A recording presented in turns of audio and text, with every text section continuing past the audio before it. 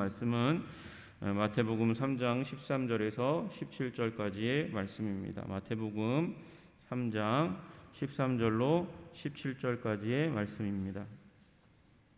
우리 한 목소리로 합독하도록 하겠습니다. 마태복음 4장 13절로 17절까지의 말씀입니다. 시작. 이때에 예수께서 갈릴리로부터 요단강에 이르러 요한에게 세례를 받으려 하시니 요한이 말려 이르되 내가 당신에게서 세례를 받아야 할 터인데 당신이 내게로 오시나이까. 예수께서 대답하여 이르시되 이제 허락하라. 우리가 이와 같이 하여 모든 의의를 이루는 것이 합당하니라 하시니 이에 요한이 허락하는지라. 예수께서 세례를 받으시고 곧 물에서 올라오실새 하늘이 열리고 하나님의 성령이 비둘기같이 내려 자기 위에 임하심을 보시더니 하늘로부터 소리가 있어 말씀하시되 이는 내 사랑하는 아들이요 내 기뻐하는 자라 하시니라. 아멘. 인생에 그렇습니다. 많은 시간들이 있지만 사회가 용인한 기회의 시기가 있습니다. 고3의 시기가 그렇습니다. 이제 학업을 어떻게 보면 이제 고등교육까지 마치고 이제 대학으로 진학하든지 아니면 사회로 진학하는 아주 귀중한 시기입니다. 그때에 이제 어떻게 보면 사회적으로는 그때까지 참고 공부하라고 이제 그렇게 진행해 왔기 때문에 거기에 중요성을 많이 두었기 때문에 수능에 실패하면 인생에 실패한 것이라고 생각하는 사람들이 이제 있어요. 학생들 가운데도 그렇고 부모님들 가운데도 있습니다. 그러나 인생은 길잖아요. 우리 학생들 오늘 시험 잘 볼 수 있도록 그렇게 기도해 주시기 바랍니다. 지혜와 명철이 그리고 마음의 평안이 오고 가는 길 가운데 안전하게 지켜주시기를 그렇게 기도하며 우리 학생들을 위해서 기도해 주시면 좋겠습니다.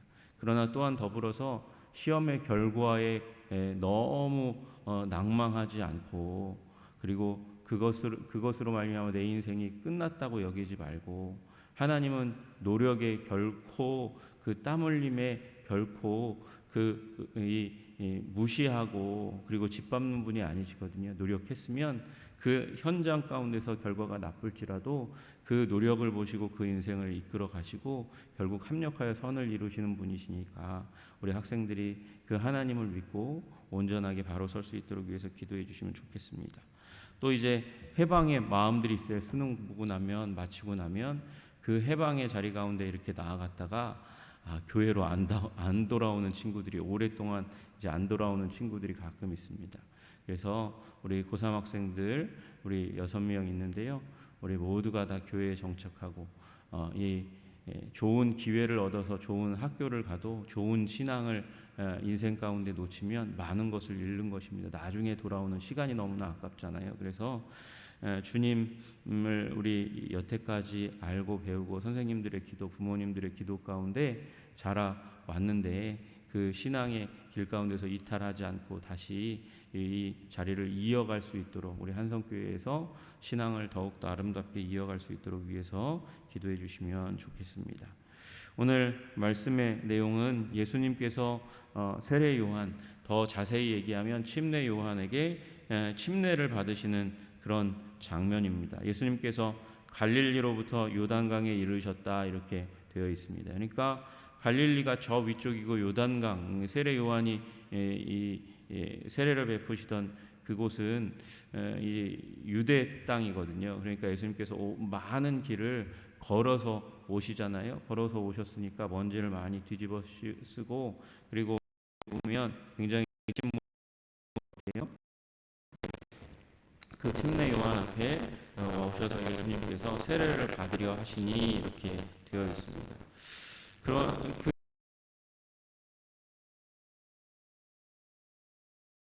뭐냐면 내가 당신에게 침례를 받아야 될 터인데 어찌하여 당신이 내게로 오시나이까 이렇게 이야기하는 거예요. 이제 세례를 받을 사람, 침례를 받을 사람이 바뀌어 있다고 얘기하는 거죠. 지금까지 요한은 무슨 얘기를 했습니까? 예수님의 베푸실 그 세례가 자신이 베푸는 세례보다 훨씬 더 위대한 것이라고 얘기해 왔잖아요. 예수님 자기는 물로 세례를 주는데 예수님은 뭘로 세례를 주세요? 예수님은 바람, 성령과 그리고 불로써 세례를 주시겠다고 말씀하셨어요. 그러니까 요한은 지금 자신이 세례를 베풀 게 아니라 내가 세례를 받아야 됩니다, 이렇게 이야기하는 거죠. 왜? 예수님의 세례가 훨씬 더 위대한 세례라고 자기가 얘기해 왔으니까. 그런데 갑자기 예수님이 오셨고, 그리고 예수님께서 세례 요한에게, 침례 요한에게 이제 나에게 세례를 베풀라고 말씀하시는 그 순간이 임한 거예요. 그러니까 요한이 그 앞에 침례를 받으시러 오시는 그 예수님 앞에 자기가 자격이 없고 내가 받아야 할 터인데 왜 당신이 나에게 세례를 받으러 오십니까? 그러고 당황하게 되는 것이죠. 근데 예수님께서 말씀하시는 거예요. 그렇게 말씀하시는 세례 요한 앞에 이제 허락하라, 이와 같이 하여 모든 의의를 이루는 것이 합당하니라, 이렇게 말씀하세요. 여러분, 이제 마가복음에는 조금 다르지만 오늘 마태복음에는 이게 예수님의 첫 번째 말씀이세요. 첫 번째 말씀. 마태복음 통틀어서 예수님이 처음 말씀하시는 건데, 이제 허락하라, 이와 같이 하여 모든 의의를 이루는 것이 합당하니라 말씀하시는 것이죠. 여러분, 왜 예수님께서 세례를 받으십니까? 예수님이 세례 받으신 이유는 예수님께서 죄인이기 때문이 아니라는 사실을 우리가 먼저 기억해야 합니다. 예수님은 죄 때문에 죄를 회개하기 위해서 세례 요한이 외친 대로 회개하라, 하나님 나라가 가까웠다, 회개하기 위해서 침례를 받아라, 이렇게 얘기하는 그 범주에 들어가지 않는 거예요, 예수님은. 그런데 예수님은 반대로 말씀하시는 게 이와 같이 해서 세례를 받음으로 말미암아 모든 의의를 이루는 것이 합당하니라, 이렇게 말씀하시니까 이 안에 여러 가지 이유가 있다는 것을 우리가 기억할 수 있겠죠. 예수님은 자신의 세례를 통해서 하나님의 사명을 완수하고 하나님 사역이 전진할 것을 바라보시고 그렇게 하신 것이죠. 여러분, 어떻게 예수님께서 왜 죄인이 받으시는 세례를 받으실까요? 예수님이 죄를 가지신 게 아니고 첫째는 아브라함처럼, 느헤미야처럼, 에스라처럼, 모세처럼, 다니엘처럼 대표자적인 측면에서 죄를 고백하시는 자리에 들어가셨던 그 사람들처럼 죄인의 자리에 서시는 거예요. 여러분, 느헤미야가 예루살렘의 성이 무너진 것에 대해서 책임이 본인에게는 사실 없죠. 예루살렘에 있는 분들이 예루살렘 성을 세워야 되는데 그것을 하지 못하니까 안타까워서 본인이 가슴이 무너지면서 기도하는 것 아니겠습니까? 아브라함이 소돔과 고모라의 그 범죄에 대해서 자신의 죄가 없음에도 불구하고 하나님 앞에 나아가서 기도하잖아요. 의인이 있다면 용서해 주시겠습니까? 의인이 있다면 용서해 주시겠습니까? 우상 숭배한 그 범죄 가운데서 모세가 죄를 지은 게 아니거든요. 그런데 모세는 하나님, 이 백성 어떻게 합니까? 주님께서 징계하시면 하나님의 영광이 이제 소문이 그렇게 날 건데 그들을 광야에서 죽이기 위해서 하나님께서 구원하셨다는 얘기가 들릴 건데, 그러면 하나님의 이름의 영광이 무너지지 않습니까? 주님, 저 백성 긍휼히 여겨주시고 용서해 주십시오. 그렇게 그 자리에 나아가서 본인의 범죄가 아닌데도 불구하고 기도했던 것처럼 예수님이 온 인류의 죄악의 자리 가운데 그 대표자적인 측면에서 나아가서 용서해 주시기를 중보하는 자리 가운데 들어갔다는 것이죠.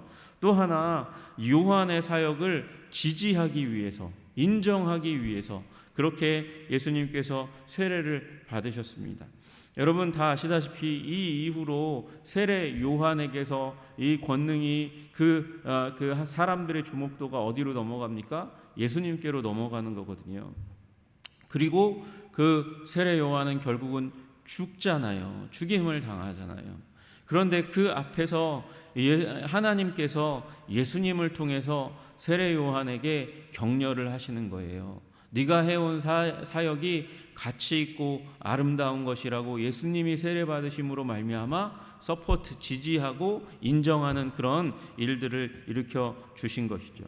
그리고 여기로부터 비로소 시작해서 예수님의 사역이 공적으로 시작되는 것이죠. 예수님께서 이 이전에는 사생애, 이 개인적인 삶을 살아오셨다면 이제 예수님께서 선지자로 데뷔하시는 거거든요. 이제 공적인 사역을 시작하시는 그 시작점이 바로 여기 세례 요한으로 말미암아 세례받는 그 자리였다는 것이고요. 그리고 이로 말미암아 하나님께서 하나님의 영광을 드러내시기 시작하는 일이 나타나는 것입니다. 여러분, 예수님은 죄 때문에 침례받을 필요가 전혀 없었습니다. 그러나 예수님은 그 아버지의 그 뜻에 순종하고 그 순종으로 섬기시는 모습을 보이시기 위해서 침례받으셨다는 사실을, 그래서 순종의 본을 보이시기 위해서 또 침례받으셨다는 사실을 우리는 기억해야 할 겁니다. 하나님은 예수님을 이렇게 또 그 순종하시는 그 모습 가운데 승인하시는 것, 이제 메시아로서 사람들 앞에서 높이 올려주시는 게 바로 이제 세례 받으시는 그 상황 가운데 나타나게 되죠. 예수님께서 이제 침례 받으시니까, 침례는 다 머리가 끝까지 다 잠기는 거잖아요. 잠기는 것이죠. 그리고 예수님께서 이제 침례의 마지막은 들어갔다가 다 잠겼다가 다시 올라오는 거잖아요. 그러니까 죽음과 부활을 상징하는 게 바로 침례인 것이죠. 우리 죽음과 생명을 상징하는 게 침례인 거죠. 여러분, 우리는 예수님의 침례 가운데 비로소 우리가 침례되는 것이에요. 예수님이 죽으셨습니다. 물에 다 잠긴다는 것은 죽는다는 것을 의미하는 것입니다. 그리고 그 물로부터 다시 일으켜 올라왔습니다. 죽음으로부터 일어나셨습니다. 이게 부활을 상징하는 거죠. 우리는 그 예수 그리스도의 죽으심과 부활 가운데 같이 죽고 같이 부활하는 존재인 거예요. 여러분, 예수님의 그 십자가를 상징하는 그 세례처럼 우리도 예수님이 죽은 자리에서 함께 죽는 존재가 되기를 주님의 이름으로 축복합니다. 우리의 정과 욕심을 십자가에 못 박아야 되는 거예요. 나는 날마다 죽노라 얘기했던 이 사도 바울처럼 날마다 죽어야 하는 것이죠. 죽어야 우리가 부활합니다. 죽어야 부활합니다. 제가 예전에 이제 교사대학 이제 여러 번 들었어요. 여러 번 들었는데 그때 기억에 남는 강사, 그분이 기억에 남는 한마디를 한 게 기억이 나요. 지금 이제 부산 대연교회에서 시무하시는 임석웅 목사님이 강의를 하시는데 교회 교육의 목표가 뭔지 아냐 이러면서 말씀하셨어요. 교회 교육의 목표가 무엇인지 아십니까? 아이들을 죽이는 겁니다. 아이들을 죽이는 겁니다. 그러는 거예요. 어디에다 죽이냐? 십자가에 못 박아 죽이는 거래요. 그게 교육의 목표래요. 그래야 예수님의 그 부활의 능력을 체험하게 되니까 아이들을 십자가에 못 박아 죽여야 된대요. 여러분, 근데 그게 교육의 목표일 뿐만 아니라 우리 인생의 목표예요. 우리 인생, 그리스도인의 인생의 목표예요. 우리가 십자가에 못 박혀 죽어야 돼요. 그렇게 우리 날마다 우리의 정과 욕심을 십자가에 못 박아 죽이고 거기에서 다시 부활의 능력을 체험하는 것이 우리의 삶의 목적인 줄로 믿으시기를 주님의 이름으로 축복합니다. 예수님은 죽으실 필요가 전혀 없는 분이세요. 그러나 죽으셨어요. 그러니까 부활하시는 거죠. 그 생명의 주님을 죽음에 가둬둘 수 없어서 부활하시는 것이죠. 그리고 부활의 첫 열매가 되셔서 우리로 부활의 생명을 사모하도록 그렇게 만드신 것 아닙니까? 여러분, 예수 그리스도의 그 세례의 자리에서 우리도 같이 세례 받았습니다. 침례의 약식이 세례지만 여러분, 그 세례 받을 때 우리가 나는 죽었고 예수님의 생명력으로 내가 다시 한번 살아났습니다. 그것을 고백하고 나의 인생 가운데 언젠가 죽을 것이지만 주님 다시 오시는 그날 우리는 부활할 것을 소망하며 살아가는 존재로, 천국을 본향을 사모하며 살아가는 존재로 그렇게 하나님께서 새롭게 빚어주신 존재라는 사실을 기억하시는 여러분과 제가 되기를 주님의 이름으로 축복합니다. 그렇게 세례를 받으시니, 침례를 받으시니 물에서 올라오실 때 무슨 일이 일어납니까? 하늘이 열렸습니다. 하늘이 열리고 성령이 비둘기같이 예수님 위에 임하는 것이 보여집니다. 그리고 하늘로부터 소리가 나옵니다. 말씀하실 때 이는 내 사랑하는 아들이요 내 기뻐하는 자라 하시니라 말씀하세요. 여러분, 예수님의 생애 가운데 삼위일체 하나님의 역사가 나타나는 곳이 몇 군데 나오는데 바로 여기도 삼위일체가 다 등장하시는 사건이죠. 성자께서 성령으로 이 비둘기 성령으로 기름 부음 받으십니다. 성령이 임하십니다. 그리고 하늘로부터 성부 하나님께서 말씀하십니다. 이는 내 사랑하는 아들이요 내 기뻐하는 자라. 영광스러운 장면이 나타나게 되는 것이죠. 메시아로 사람들 앞에 드러내고 나타내시고 높이시고 그리고 영광을 부어주시는 그런 장면이 오늘 이 장면, 예수님이 세례 받으시는 장면 가운데 나오는 것입니다. 여러분, 이는 내 사랑하는 아들이요 내 기뻐하는 자라, 이렇게 말씀하시는 하늘의 음성이 들렸다, 이렇게 나옵니다. 여러분, 이 내 사랑하는 아들이요, 이 말씀은 시편 2편 7편의 말씀입니다. 시편 2편 7편에 내가 여호와의 명령을 전하노라, 여호와께서 내게 이르시되 너는 내 아들이라. 이는 내 사랑하는 아들이요 너는 내 아들이라. 오늘 내가 너를 낳았도다 말씀하시는 시편 2편 7편의 말씀이 오늘 여기 앞절 내 사랑하는 아들이요 여기에 들려지는 거예요.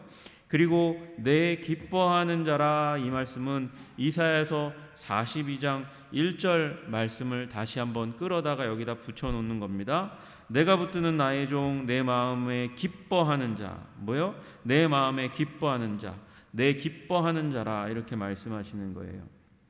여러분, 시편 2편은 메시아 시편입니다. 열방이 하나님을 향해서, 여호와를 향해서 반역할 때, 그때 하나님께서 그걸 보시고 비웃으시고 조소하시고 그리고 철장으로 그들을 질그릇같이 깨뜨리겠다고 말씀하시는 메시아 왕으로 오시는, 장군으로 무력의 왕으로 오시는 여호와의 종 주에 대해서, 여호와의 주에 대해서 말씀하시는 거거든요.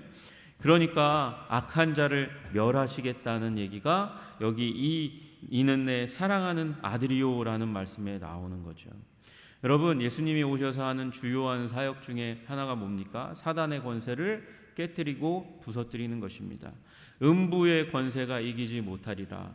사단, 지옥의 성이, 문이 깨어지게 되는 일이 일어나게 될 것이다 라고 예수님께서 그 신앙 고백 위에 선 교회를 통해서 이루실 것이라고 말씀하셨는데, 그게 예수님의 사역의 중심 사역 중에 하나다 말씀하시는 것이죠.